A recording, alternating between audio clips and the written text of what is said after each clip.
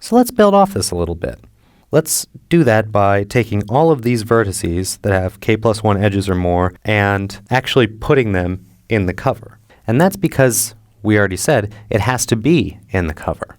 Now what we can do is actually remove these vertices from the graph and any edges connected to them, because those edges are automatically covered, so we don't have to worry about them anymore.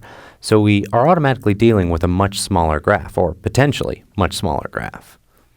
What this tells us is that after removing these vertices, each remaining vertex can cover at most a certain number of edges if it's put in the cover.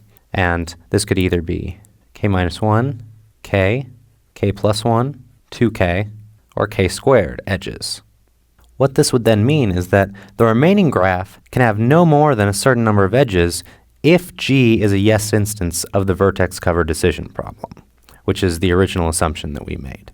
And this can either be k minus 1, k, k plus 1, 2k, or k squared. So please check whichever are appropriate for both of these questions.